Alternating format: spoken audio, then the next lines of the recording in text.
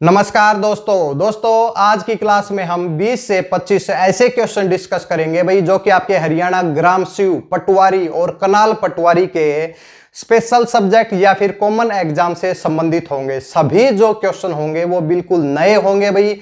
आज से पहले आपने वो क्वेश्चन नहीं पढ़े होंगे भाई। क्वेश्चन कहां से होंगे? क्वेश्चन होंगे हरियाणा पंचायती राज की 280 धाराओं से भाई, जो कि एक ग्राम स्यू का स्पेशल सब्जेक्ट भाई, जो जनवरी में एग्जाम हुआ था तो एचएसएससी ने उसको मान्य है भाई। इसके साथ में भाई पटवारी का स्पेशल सब्जेक्ट जो कि भूमि रिकॉर्ड है, भूमि रिकॉर्ड से कुछ क्वेश्चन होंगे। इसके साथ में नहरी पटवारी में सिंचाई से रिलेटेड कुछ क्वेश्चन होंगे भाई। ठीक है भाई, सभी क्वेश्चन बिल्कुल नए होंगे, धाराओं से भी क्वेश्चन होंगे और जर्नल क्वेश्चन आजकल एचएसएससी ज्यादा पूछता है भाई। जैसे कि हरियाणा पुलिस में देखा आपने भाई 20 क्वेश्चन पशुपालन से पूछ लिए, और जैसे ग्राम स्यू में देखा आपने तो सभी धाराओं के क्वेश्चन पूछ लिए। एक सब्जेक्ट से बहुत ज्यादा क्वेश्चन कई बार आ जाते हैं भाई। अभी अगर एचएसएससी की बात करें तो ग्राम स्यू में क्या है कि 280 धाराओं पे ज्यादा फोकस था, तो उस टॉपिक को हमने बहुत अच्छे से डिस्कस किया है। अगर कुछ नया पढ़ना हुआ तो नया भी जरूर पढ़ेंगे भाई। चलो भाई शुरुआत करें भाई आज की क्लास की। ज्यादा टाइम वेस्ट नहीं करेंगे, पॉइंट टू पॉइंट पढ़ेंगे भाई।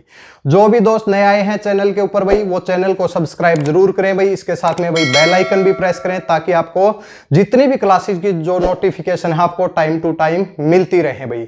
इसके साथ में अगर आप हरियाणा पंचायती राज की 280 धाराओं के हिंदी के अंदर नोट्स प्लस के इंपॉर्टेंट पॉइंट्स प्लस भूमि रिकॉर्ड प्लस नहरी पटवारी में सिंचाई के डाटा से रिलेटेड कंप्लीट अगर पीडीएफ चाहते हैं तो नीचे एक कॉन्टैक्ट नंबर आपको दिया हुआ है, वहां पे कॉन्टैक्ट करें। आपको मात्र कुछ पेमेंट के ऊपर 70 रुपीज की पेमेंट के ऊपर भाई आपको स्पेशल सब्जेक्ट है वो कंप्लीट मिल जाएगा भाई। चलो भाई आज की क्लास की शुरुआत करते हैं भाई।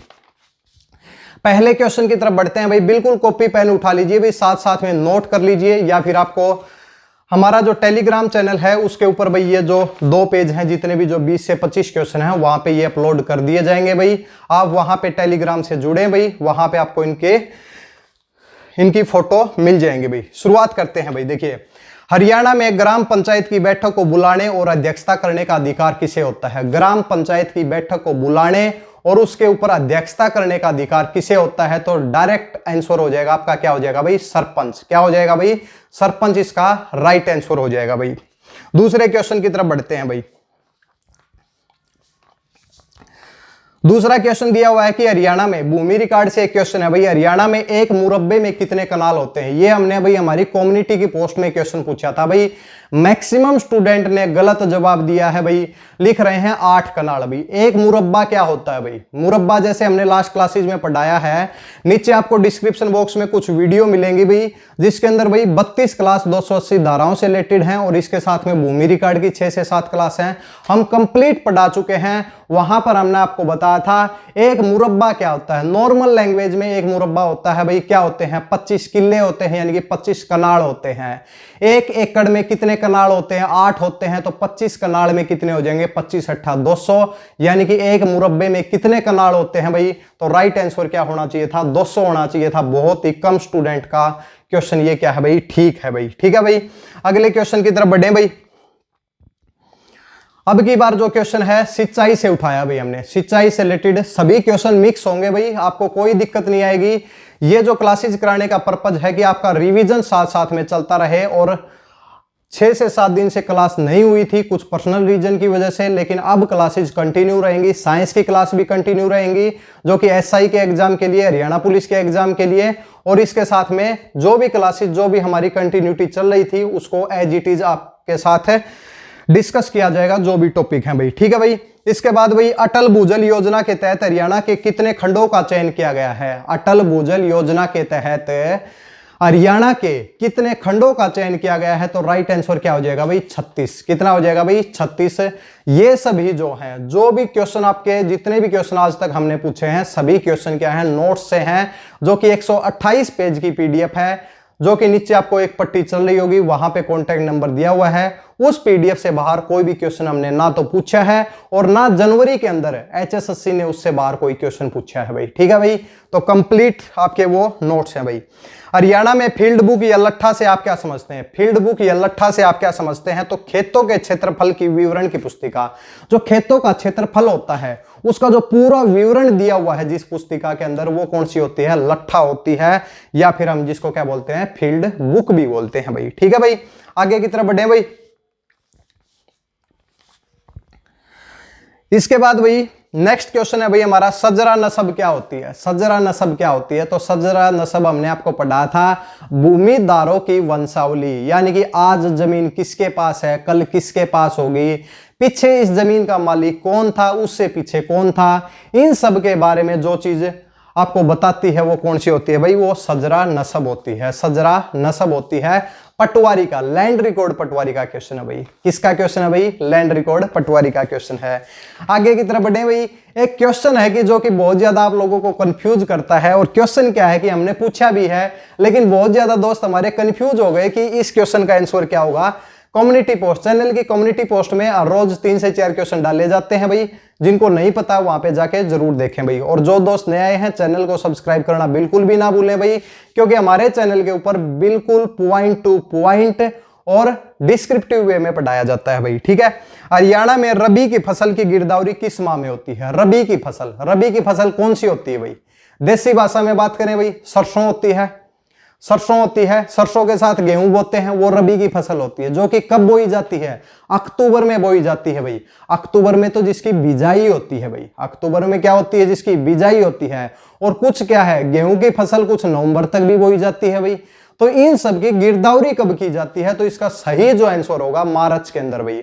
मार्च के अंदर ना तो फसल कटती है और फसल बिल्कुल क्या है भाई, यहाँ पे सरसों बो रखी है, यहाँ पे क्या है, गेहूं बो रखा है।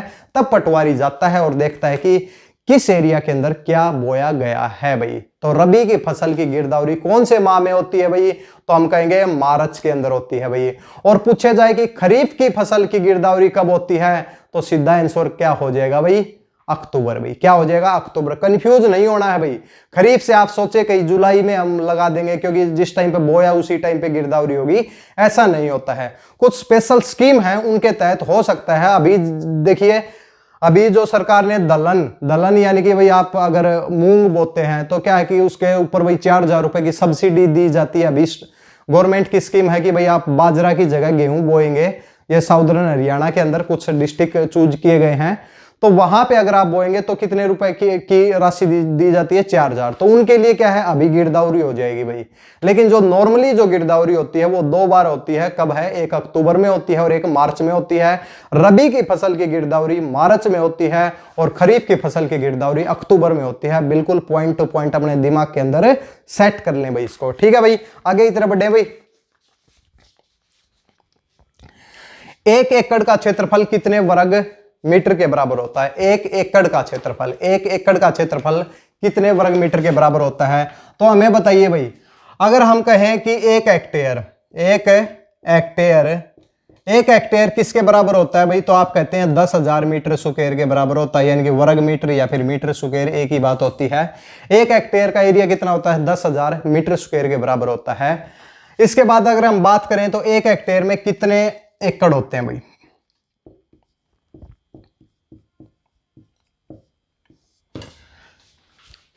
1 हेक्टेयर में कितने एकड़ होते हैं? तो कितने होते हैं भाई? 2.47 एकड़ होते हैं। और पूछा गया है 1 एकड़ का एरिया कितना होगा? तो बताइए कि भाई 2.47 एकड़ का जो एरिया है वो कितना है भाई? 10,000 है। तो अगर आपके पास 1 का पूछा जाए तो कितना आ जाएगा? 2.47 हो जाएगा। और जब इसको सोल्व करते हैं तो 4046.85 वर्ग मीटर होता है। एक दोस्त ने हमारे पास ये भी पूछा था कि सर ये 4046 होता है या फिर 4048 होता है? तो भाई इतना ज्यादा डिफरेंस वो नहीं है। जब ऑप्शन के अंदर आता है ऐसी बात नहीं होगी कि 4047 लिखा जाएगा, 4048 लिखा जाएगा, ऐसे नहीं लिखा जाएगा। 4076 लिखेगा, 5000 लिखेगा, इस तरीके से ऑप्शन देगा। इस प्रकार नहीं होगा कि ये कोई अप्रोक्सीमेट है। 2.47 है, 2.47 भी पूरा नहीं है, आगे और नंबर है, इसको अप्रोक्सीमेट किया गया है भाई। तो उसकी वजह से क्या है, जो एग्जैक्ट निकल के आता है वो हमने बताया है। इसको अगर आप करेंगे 2.47 से, क्या पता ये भाई 4048 आ जाए या फिर 4044 आ जाए। तो अप्रोक्सीमेट करके जो राइट आंसर क्या होगा, 4046 पॉइंट के क्या हो जाएगा? 85 आपका राइट आंसर हो जाएगा। याद रखेंगे भाई। ठीक है भाई, अगर वीडियो अच्छी लगे तो साथ साथ में भाई वीडियो को शेयर करते रहें भाई। आप सभी लोग भाई वीडियो को शेयर नहीं करते भाई किसी भी ग्रुप के अंदर।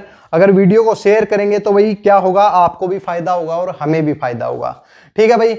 ग्राम पंचायत, पंचायत समिति और जिला परिषद और निदेशक सभी सरकार के अधीन होंगे। यह बात पंचायती राज की कौन सी धारा में सम्मिलित है भाई? एक धारा पूछी गई है भाई, आपको बता देते हैं भाई।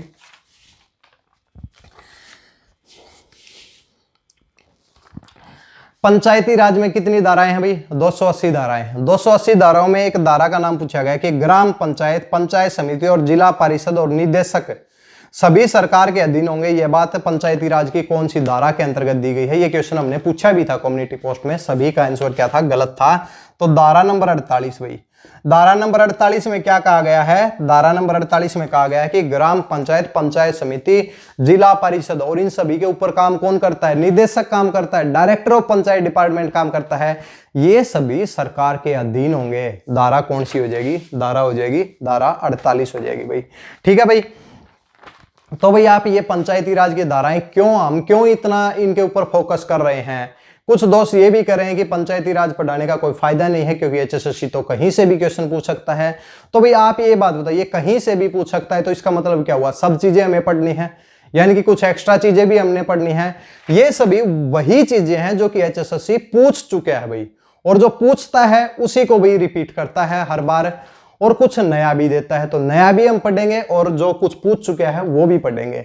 इसके साथ में सभी जो आपके पेपर हुए हैं जनवरी के अंदर, तो उनमें जो भी धाराएं पूछी गई हैं अब उनका आकलन आपको बताएंगे कि जो हमने पढ़ाया है क्या वो पेपर में पूछा गया है या नहीं पूछा गया भाई, वो भी बताएंगे।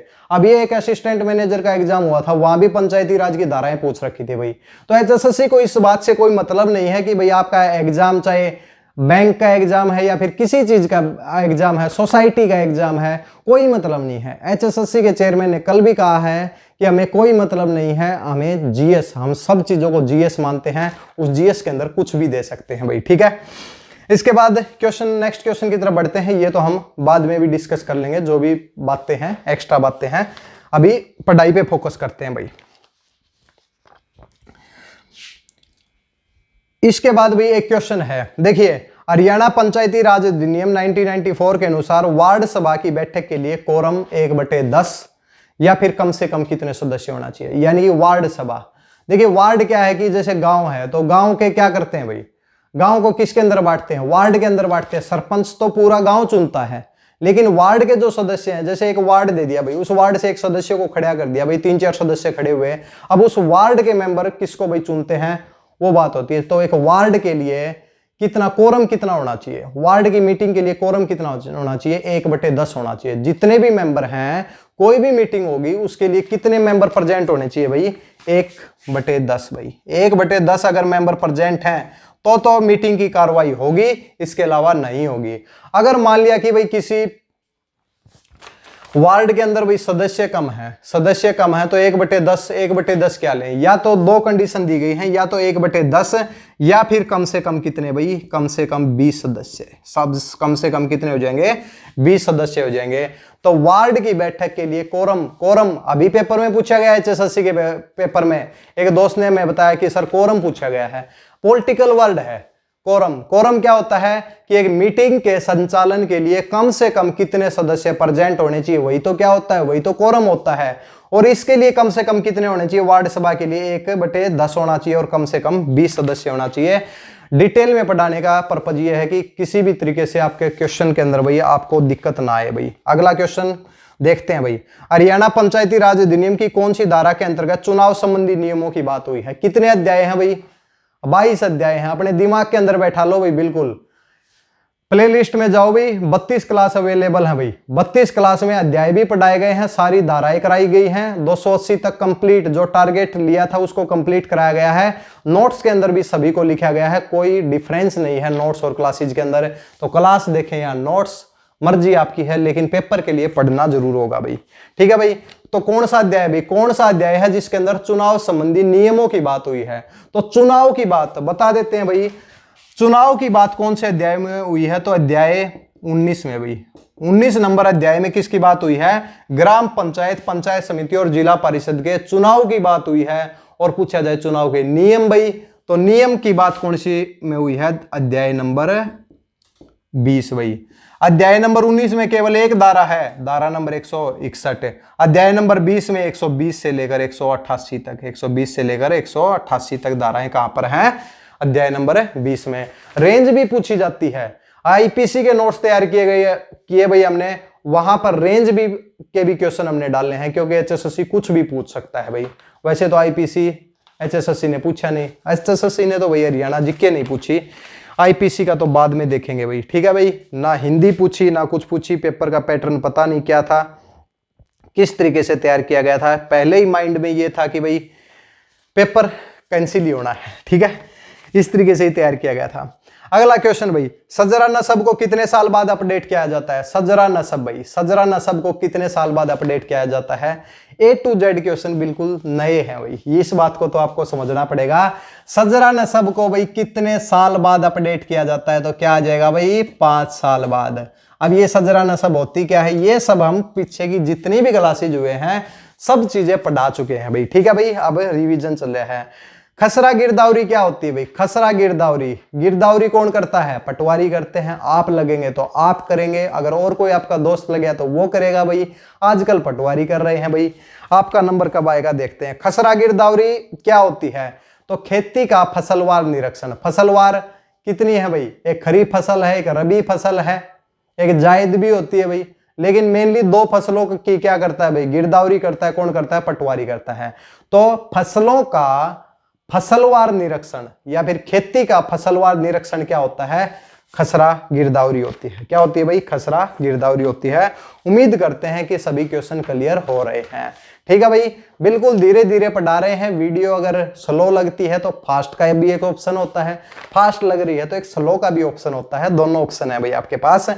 हरियाणा पंचायती राज अधिनियम की कौन सी धारा के अंतर्गत पंचायत समिति के अध्यक्ष व उपाध्यक्ष का चुनाव किया जाता है? एक बात तो हमने शुरू से पहले दिन से जिस दिन से पढ़ा रहे हैं एक बात ही बताई है कि चाहे ग्राम पंचायत समिति और जिला परिषद की जब पहली बैठक होती है ना, उसके अंदर अध्यक्ष और उपाध्यक्ष का चुनाव किया जाता है। तो ये पूछा है कि धारा कौन सी है भाई? तो धारा नंबर 60 भाई। पंचायत समिति की भाई धारा नंबर 60 के अंदर क्या होता है? अध्यक्ष व उपाध्यक्ष का चुनाव किया जाता है। कौन सी धारा है भाई? धारा नंबर 60 है भाई। कौन सी है? धारा नंबर 60 है भाई। इसके बाद भाई, हरियाणा में पंचायत समिति में ज्यादा से ज्यादा कितने मेंबर हो सकते हैं? ये बात भी तो शुरू से बता रहे हैं। कम से कम मेंबर होंगे, कितने होंगे? 10 भाई। और ज्यादा से ज्यादा कितने होंगे? 30 भाई। उत्तर क्या आ जाएगा? 30 आ जाएगा भाई। कितना आ जाएगा? 30। तो पंचायत समिति में ज्यादा से ज्यादा कितने मेंबर हो सकते हैं? 30 मेंबर हो सकते हैं। कितने हो सकते हैं भाई? 30 मेंबर हो सकते हैं। इसके बाद भाई, हरियाणा पंचायती राज अधिनियम 1994 की धारा 51 के अनुसार सरपंच को निलंबित करने या फिर हटाने का अधिकार किसके पास होता है? सरपंच, आपके गांव का सरपंच है भाई। कौन हटा सकता है भाई सरपंच को? सरपंच को हटा सकता है कि पंचायत डिपार्टमेंट का डायरेक्टर यानी कि निदेशक, या फिर डीसी डिप्टी कमिश्नर, उपायुक्त। तो किसके पास पावर होती है? लिखा गया है कि धारा नंबर 51 में 2-3 क्वेश्चन इसके अंदर सेट हो जाएंगे भाई। तो धारा नंबर 51 में क्या दिया गया है कि सरपंच को निलंबित करना या फिर हटाना भाई। पहली बात तो ये होगी धारा 51 में है क्या? सरपंच को निलंबित या फिर हटाना कौन सी धारा में है? धारा नंबर 51 में है भाई। इसके बाद में कौन हटा सकता है इस धारा के अनुसार? तो एक तो हो जाएगा निदेशक और दूसरा कौन सा हो जाएगा? उपायुक्त हो जाएगा भाई। क्या कौन सा हो जाएगा? उपायुक्त हो जाएगा। जो स्पेशल ग्राम सीयू की तैयारी कर रहे हैं उनके लिए वो भाई पढ़ते रहे, क्योंकि 11 दिसंबर 12 दिसंबर आने में ज्यादा टाइम नहीं लगेगा। एचएसएससी के पेपर के सेट करने के हिसाब से आप समझ जाओ कि आपकी तैयारी कितनी ज्यादा है या कितनी कम है। जो हम कम्युनिटी के अंदर क्वेश्चन पूछते हैं उस हिसाब से हम बता सकते हैं कि 5 से 6% स्टूडेंट की धाराओं की तैयारी है भाई। इसके अलावा भीड़ में आंसर दिया जाता है कि एक आंसर हो गया उसी को सभी टिक कर रहे हैं, क्योंकि सबका माइंड एक जैसा बनता जा रहा है। रॉन्ग क्वेश्चन की तरफ ज्यादा लोग जा रहे हैं, बिना पढ़े रॉन्ग क्वेश्चन की तरफ ज्यादा लोग जा रहे हैं भाई। तो इसलिए भाई पढ़ते रहें, बिल्कुल किसी बातों में ना आए कि भाई ये नहीं आएगा वो नहीं आएगा। इसमें ही 3 महीने निकल जाएंगे, आना ना आना, और फिर बाद में पता चलेगा कि पंचायती राज भी आ गया, आईपीसी की धाराएं भी वहां पे आ गई, और भी चीजें होगी जो हमने नहीं पढ़ाई, और चीजें भी आ गई। अब वो हो जाएगा कि जो चीज पढ़ाई है वो भी नहीं पढ़ी आपने, और जो नहीं पढ़ाई गई है वो भी नहीं पढ़ी, तो फिर तो तैयारी करने का ही क्या फायदा है, छोड़ो फिर। अगला क्वेश्चन भाई, हरियाणा पंचायती राज अधिनियम के अंतर्गत ग्राम पंचायत की प्रशासनिक देखरेख किसके द्वारा की जाती है? किसके द्वारा भाई? धारा नंबर 19 याद करो भाई। धारा नंबर 19 में पंचायत की जो प्रशासनिक देखरेख है कौन करता है भाई? गांव में सबसे बड़ा मुखिया कौन होता है भाई? सरपंच होता है। तो प्रशासनिक देखरेख कौन करेगा भाई? सरपंच करेगा भाई। लोगों ने दिया भाई बीडीपीओ, बीडीपीओ करता है, लेकिन धारा नंबर 19 के अनुसार बात की गई है तो सरपंच ही ज्यादा करता है। सरपंच के ऊपर कंट्रोल किसका होता है भाई? तो सरपंच के ऊपर बीडीपीओ का कंट्रोल होता है। बीडीपीओ के ऊपर किसका कंट्रोल होता है? मुख्य कार्यकारी अधिकारी का होता है। मुख्य कार्यकारी अधिकारी के ऊपर कंट्रोल अध्यक्ष का भी हो सकता है भाई। इसके साथ में और किसका हो सकता है भाई? सरकार का होगा भाई। सभी के ऊपर निदेशक का होगा और निदेशक के ऊपर सरकार का होगा। ये एक चेन चल रही है, ग्राम पंचायत, पंचायत समिति, जिला परिषद, फिर निदेशक, निदेशक और फिर क्या हो जाएगा? ऊपर क्या होगा भाई? सरकार। और ये बात कौन सी धारा में कही गई है? धारा नंबर 48 में, कि ग्राम पंचायत, पंचायत समिति, जिला परिषद, निदेशक सभी किसके अधीन होंगे? सरकार के अधीन होंगे। धारा नंबर 48। ठीक है, अभी डिस्कस की थी बिल्कुल।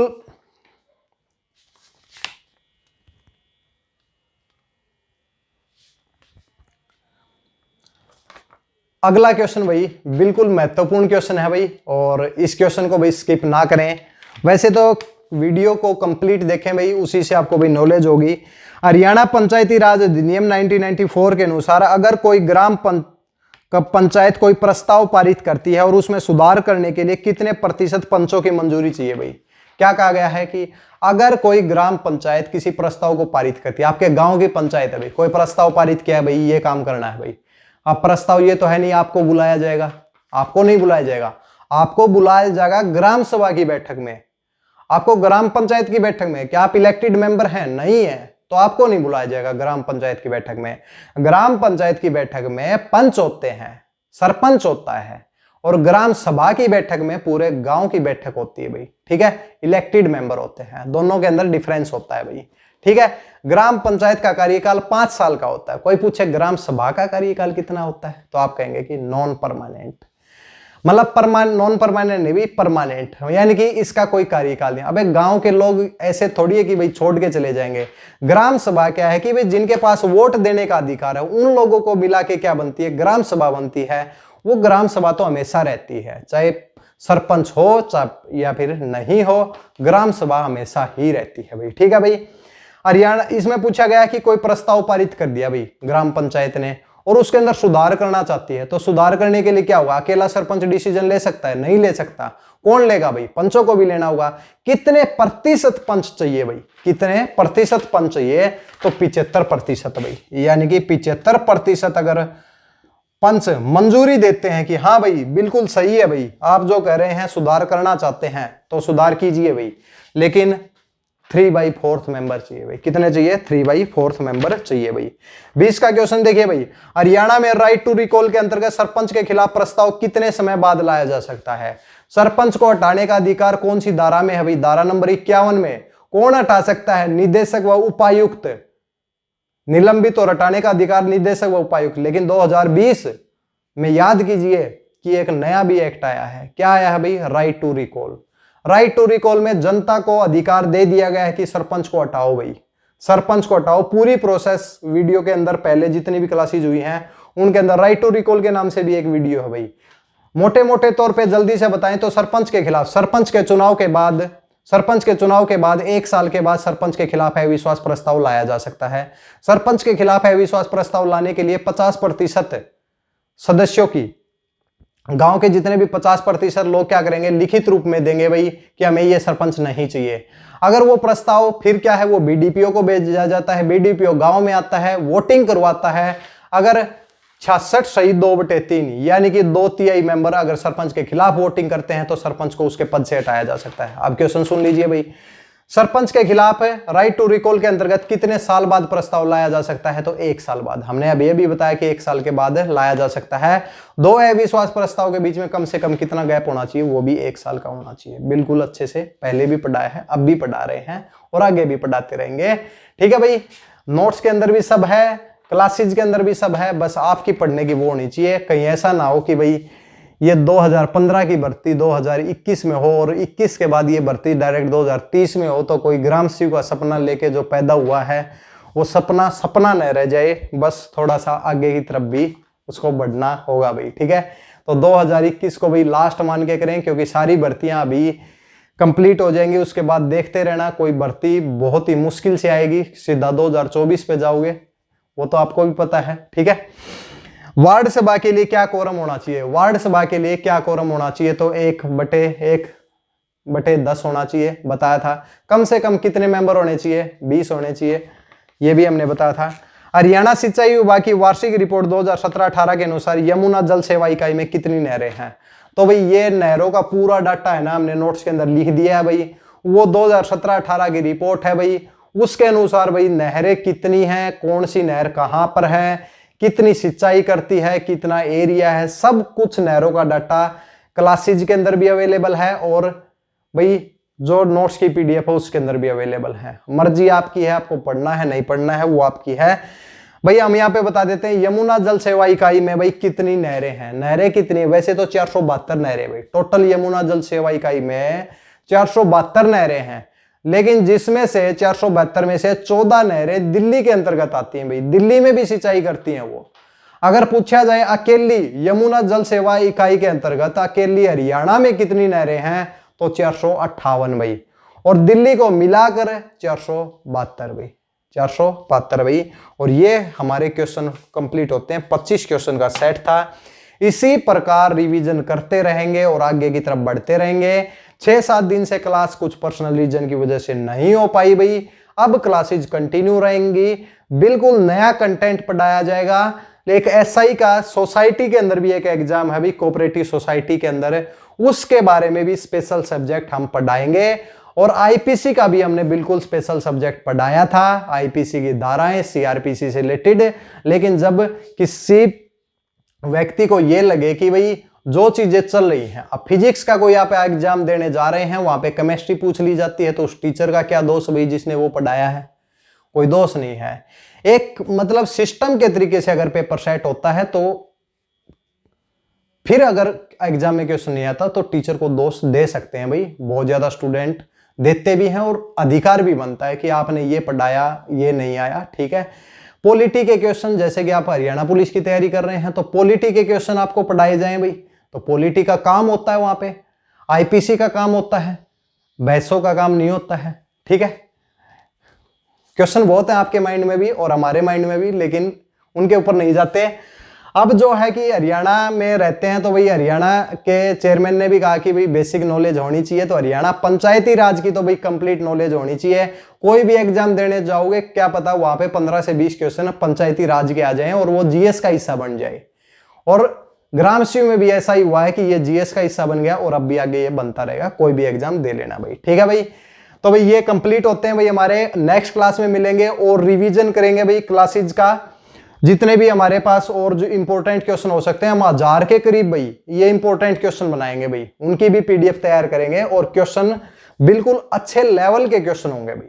ठीक है भाई, तो भाई जो भी दोस्त नए आए हैं चैनल को ज्यादा से ज्यादा भाई सब्सक्राइब करें, ज्यादा से ज्यादा शेयर करें भाई, अपने दोस्तों को बताएं कि जो बेस्ट कंटेंट है वो फर्स्ट साइट एजुकेशन पे ही मिलता है भाई। ठीक है भाई, जहां से क्वेश्चन आने की संभावना रहती है और बिल्कुल पॉइंट टू पॉइंट कराया जाता है। ठीक है, चलो भाई नेक्स्ट क्लास में मिलते हैं, तब तक के लिए धन्यवाद।